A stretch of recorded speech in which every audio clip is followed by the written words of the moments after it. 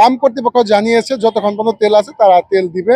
এখানে পর্যাপ্ত তেলের মজুত রয়েছে বলে তারা জানিয়েছে। প্রিয় দর্শক, পবিত্র ঈদ উল ফিতরের আজ চতুর্থ দিন। আজকে টাঙ্গাইলে যোগাযোগ ফিলিং স্টেশনে পর্যাপ্ত পরিমাণ তেল রয়েছে। আমার পিছনে দেখতেই পাচ্ছেন বিশাল একটি লাইন লেগেছে, সকলকেই কিন্তু তারা তেল দিচ্ছে।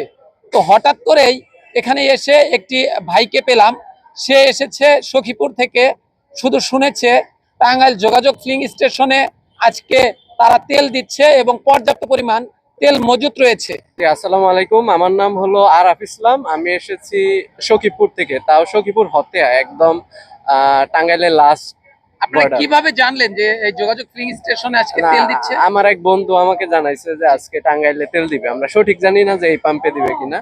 তো আসার পর প্রথমে গেছি আপনার পুরাতন বাস স্ট্যান্ডে, ওইখানে পাই নাই। তারপরে এখানে আসছে, এসে দেখি লম্বা লাইন।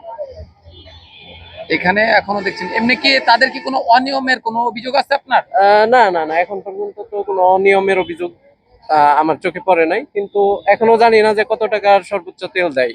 যেহেতু আমরা আসছি সখীপুর থেকে, অবশ্যই আমরা চাই যে আমাদের ট্যাঙ্ক যাতে ফুল করে নিতে পারি, কারণ আমরা তো বারবার প্রতিদিন। আপনি যদি ফুল করে নেন তাহলে তো অন্য অপরজন যে আছে উনি তো বলবে যে আমাকেও ফুল করে দেন। না, অবশ্যই জায়গা ভেদে প্রায়োরিটি দেওয়া উচিত। যেহেতু আমরা দূর থেকে আসছি, আমাদের একটু বেশি প্রায়োরিটি দেওয়া, যারা লোকাল আশেপাশে আছে তাদেরকে একটু কম প্রায়োরিটি দেওয়া উচিত। আর যদি সখীপুরে তেল পৌঁছায় তাহলে আমাদের অল্প পরিমাণ তেল হলেও সমস্যা নেই, কারণ আমরা মোটরসাইকেল চালাই, আমাদের দেখা যায় যে তেল ছাড়া আমরা অচল। আর আমাদের পূর্ব টাঙ্গাইলের দিকে দেখলে পাহাড়ি অঞ্চলে মোটরসাইকেল ছাড়া যানবাহন খুব একটা নেই বললেই চলে। তেলের জন্য এসেছেন তারা কিন্তু প্রথমে প্রশাসনকে ধন্যবাদ জানিয়েছেন। এখনো প্রশাসনের লোক রয়েছেন এবং এখানে একজন দক্ষ এবং সাহসী অফিসার রয়েছেন যার নাম বাচ্চু। ইনি টাঙ্গাইল সদর ফাঁড়িতে কর্মরত অবস্থায় রয়েছেন। তো ইনি ইতিপূর্বে টাঙ্গাইলের যে রসুলপুর একটি পাম্প রয়েছে, সবুর পাম্প, সেখানে দাঁড়িয়ে থেকে সেখানকার পরিস্থিতি দেখে এবং সেখানকার তেল তারা শেষ করেই কিন্তু এই পাম্পটিতে আবার অবস্থান করছেন। এবং এখানে তারা দাঁড়িয়ে থেকেই কিন্তু এই পাম্পে যতগুলি তেল মজুত রয়েছে এবং যে সকল বাইকার ভাইরা এখানে আসতেছে তাদের সকলকেই কিন্তু তেল দিবে এবং যতক্ষণ পর্যন্ত রয়েছে ততক্ষণ তেল দিবে। কোনো ধরনের কোনো পাইতারা বা কোনো ধরনের কোনো নাটক বা কোনো ধরনের কোনো অভিনয় করার কিন্তু কোনো সুযোগ নেই। তো আমরা এবার বাচ্চুর কাছে চলে যাব। আমি মোহাম্মদ বাচ্চু মিয়া, এএসআই নিরস্ত্র, সদর পুলিশ ফাঁড়ি টাঙ্গাইলে কর্মরত আছি। ইতিপূর্বে আমি সবুর পেট্রোল পাম্পে ছিলাম।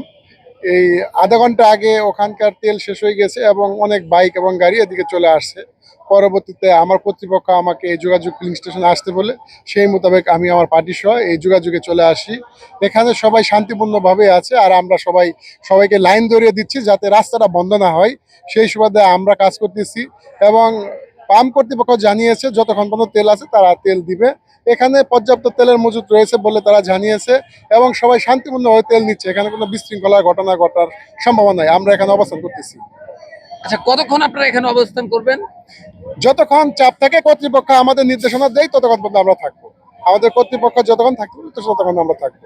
যতক্ষণ পর্যন্ত এই পাম্পটিতে তেল রয়েছে, মজুত রয়েছে, ততক্ষণ কিন্তু তারা এখানেই থাকবে এবং পাম্পে যতক্ষণ পর্যন্ত তেল নিয়ে যারা সুশৃঙ্খলভাবে তারা তেল নিয়ে যেন বাড়ি ফিরতে পারে, এরকমটাই কিন্তু তারাও আশাবাদী। ধন্যবাদ সকলকে। আমি সাংবাদিক মোহাম্মদ সজীব মিয়া পেজ থেকে আমি মোহাম্মদ সজীব মিয়া বিদায় নিচ্ছি। সকলকে আবারও পবিত্র ঈদ উল ফিতরের শুভেচ্ছা। ঈদ মোবারক।